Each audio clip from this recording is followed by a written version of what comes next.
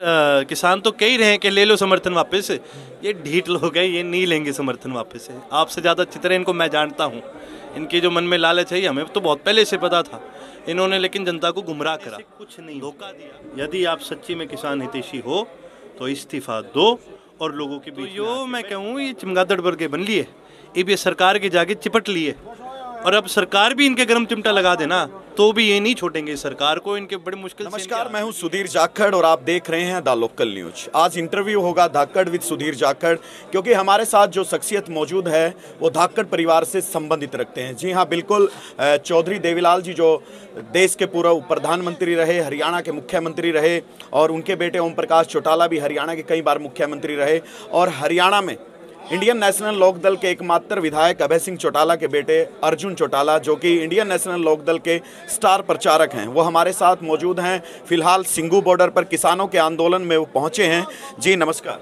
नमस्कार सर, स्वागत है आपका द लोकल। बहुत बहुत धन्यवाद। किसानों के आंदोलन में आप पहुंचे हैं, कैसा लग रहा है? कल जहां दिल्ली कूच करने में 26 जनवरी को किसान जो हैं ट्रैक्टर परेड करेंगे दिल्ली में, ऐसे में कुछ घंटे शेष हैं, ऐसे में आज जो तमाम इतनी भीड़ यहाँ लाखों की संख्या में पहुंची है, क्या देख रहे हैं सर आंदोलन? देखिए जी, ये साफ चीज़ जाहिर करती है कि ये आंदोलन एक जन आंदोलन है। यहाँ 90% जितनी जनता आई है किसी के बुलावे से नहीं आई। 90% जो जनता आई है किसी के कहने से, किसी के अनुरोध से नहीं आई। वो खुद किसान हैं इसलिए आए हैं, किसान हितैषी हैं इसलिए आए हैं। तो ये आंदोलन एक सबक है सरकार के लिए कि सरकार को अपने कान और आंख दोनों खुली रखनी चाहिए। जो जनता इनके बॉर्डर पर आ रखी है वो दिखनी चाहिए उनको, और जो जनता बोल रही है वो सरकार को सुनना चाहिए। ये कहीं ना कहीं सरकार की बहुत बहुत बड़ी गलती है जो इस आंदोलन को आज भी इग्नोर कर रही है। इनको आज भी कहीं ना कहीं लगता है कि भी किसानों को हम घर भेज देंगे, लेकिन इनका वहम है। किसान अपनी जीत तभी मानेगा जब वो इन काले कानूनों को वापस करवाएगा। ये जो 3 कानून आए हैं, जब तक ये वापस नहीं होते और जब तक MSP पे गारंटी नहीं आती। अच्छा, कल को किसान परेड रहेगी, आप सिंगू बॉर्डर से चलेंगे तो आपके परिवार के जो अन्य सदस्य हैं, आपके पिताजी हैं अभय चौटाला जी हैं और करण चौटाला जी हैं, वो कौन कौन सी, उनकी कहाँ कहाँ की जिम्मेवारी? देखिए, वो अलग बॉर्डर से आएंगे, उनका भी फैसला पार्टी के जितने भी सभी साथी हैं मिलकर के करेंगे। मेरी यहाँ ड्यूटी लगाई गई थी, यहीं से हम अपने सभी साथी लेकर आए थे। हम पिंजौर से चले थे, 3 दिन का ये सफ़र था। गाँव होते हुए अपने साथियों को ट्रैक्टरों के साथ जोड़ते हुए आए हैं, और यहाँ से ही आगे जो सिंगू बॉर्डर वाला जो रूट है, यहाँ से दिल्ली होते हुए और वापस कुंडली से होते हुए आने का जो रूट है, हम उस पर हिस्सा लेने का काम करेंगे। पीछे 40-50 किलोमीटर तक किसानों का जाम लगा हुआ है। ऐसे में सबसे मतलब धाकड़ ट्रैक्टर आप यहाँ लेकर पहुँचे हैं, काफ़ी चौड़े टायर हैं, बहुत बड़ा है। कितनी कीमत इसकी अंदाजन होगी सर? देखिए जी, लगभग ये 30 से 33 लाख का ट्रैक्टर है, 120 हॉर्स पावर का है, और ये जॉन डियर का मॉडल है। भारत में आने वाला शायद से सबसे बड़ा मॉडल यही है। और ये हमारे जितने भी सभी साथी है पार्टी के, उन्होंने कहा कि जी आप इसी ट्रैक्टर को आगे ले जाने का काम करो और एक प्रतीक के तौर पर आप इसको आगे इस आंदोलन में ले जाने। हाँ बिल्कुल, ट्रैक्टर जो है इस किसान आंदोलन का सिंबल कहीं ना कहीं लगातार बना हुआ है। आपके परिवार में जहाँ जब समाज को या किसानों को ज़रूरत हुई, बहुत बार इस्तीफे जो हैं देते रहे, चाहे चौधरी देवीलाल जी की बात की जाए, ऐसे में आज आपके परिवार से आपके ही भाई दुष्यंत चौटाला हरियाणा सरकार में उप मुख्यमंत्री हैं, वो कब इस्तीफा देंगे? जहां वो लगातार कह रहे हैं कि किसानों को ज़रूरत पड़ेगी तो मैं इस्तीफा दे दूंगा। भाई तो पांडव और कौरव भी थे, पर एक परिवार से होने का मतलब ये नहीं है कि एक विचारधारा लेके कोई आगे चलता है। जननायक चौधरी देवीलाल जी का असली परिवार इस देश का किसान है। जितना हक जननायक चौधरी देवीलाल जी के ऊपर मैं जता सकता हूँ या कोई भी जता सकता है, उससे ज़्यादा इस देश का किसान अपना हक मानता है। तो उनका असली परिवार तो वही है जो किसानों के साथ है, किसानों के बीच है और किसानों के साथ लड़ाई लड़ने का काम कर रहा है। जो भी यहाँ पर नहीं है, आप समझ ले लियो कि जो उनका नाम से लेने वाले कितने ही हों, पर नाम लेने का मतलब ये नहीं है आप उनकी नीतियों पे चलते हो। जब तक आप स्वयं संघर्ष करके और त्याग करके जब तक उनकी नीतियों पे चलने का काम नहीं करोगे, आप अपने आप को उनका परिवार नहीं कह सकते। 140 से ज़्यादा किसान यहाँ आंदोलन में शहीद हो चुके हैं, मौत उनकी हो चुकी है।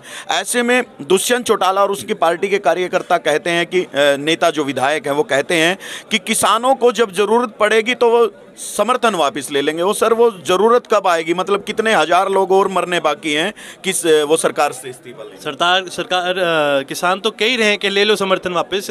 ये ढीठ लोग हैं, ये नहीं लेंगे समर्थन वापस। आपसे ज़्यादा चित्रे इनको मैं जानता हूँ। इनके जो मन में लालच है हमें तो बहुत पहले से पता था। इन्होंने लेकिन जनता को गुमराह करा, धोखा दिया, और आज इसी वजह से इनको उल्टी खानी पड़ रही है, इनको उल्टी सुननी पड़ रही है लोगों से।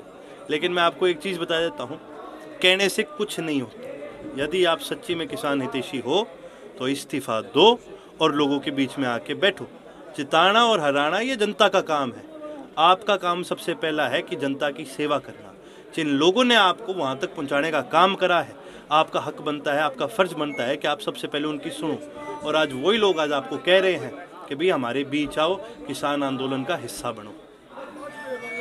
वो कुछ लोग कह रहे हैं, उनके ही वर्कर कह रहे हैं, आम जनता कह रही है कि उनको सत्ता बहुत प्यारी है, बहुत दिनों में उनके हाथ लगी है और सत्ता को किसी कीमत में छोड़ेंगे नहीं। वहीं आप एक अलग इंटरव्यू में चमगादड़ का उदाहरण दे रहे थे, वो क्या था सर? यही है जी, जैसे एक कहावत है, अपने क्या ही करते हैं, जब चमगादड़ किसी के जाके चिपट जाता है तो गर्म चिमटा लगा के ही उसको आप हटा सकते हो, वरना कितना ही जोर मार लो आप उसको उखाड़ नहीं सकते। तो यो मैं कहूँ ये चमगादड़ वर्गे बन लिए, ये सरकार के जाके चिपट लिए, और अब सरकार भी इनके गर्म चिमटा लगा देना तो भी ये नहीं छोड़ेंगे सरकार को। इनके बड़ी मुश्किल से इनके हाथ लगी है, इनका लालच ज़्यादा है, ये नहीं छोड़ते इसको। हालांकि किसान नेताओं ने स्पष्ट किया था कि हरियाणा में जहां भी जिले में कार्यक्रम है वहां एमएलए और एमपी और मंत्री को जो है झंडा फहराने दिया जाए, हम उसका विरोध नहीं करेंगे, राष्ट्रीय पर्व है। फिर भी जहां घोषित कार्यक्रम था मुख्यमंत्री मनोहर लाल खट्टर जी का पानीपत में, वो चेंज करके अंबाला में कर दिया गया है। वहीं दुष्यंत चौटाला जी का भी फरीदाबाद बताया जा रहा है, जहां कोई किसानों की इतनी मूवमेंट है नहीं। इसके बारे में क्या कहेंगे? इसके बारे में मैं यही कहूँगा कि जितने भी नेताओं ने अपना वेन्यू बदला है, ये बात करते हैं नीतियों की, हमारी नीति फलाना, हमारी नीति ये, हमारा ये जितना अपनी नीतियों पे विश्वास करते हैं, उससे ज़्यादा इनको भी पता है और इनको डर है कि भी लोग तुम्हें क्या कहेंगे। क्योंकि जी सच्चा जो आदमी है ना, रात को चैन की नींद सोता है, और जो झूठा आदमी है ना, वो दिन रात नहीं सो सकता, क्योंकि उसको हमेशा ये डर रहेगा कि भाई मेरा झूठ कहीं ना कहीं पकड़ा ना जाए।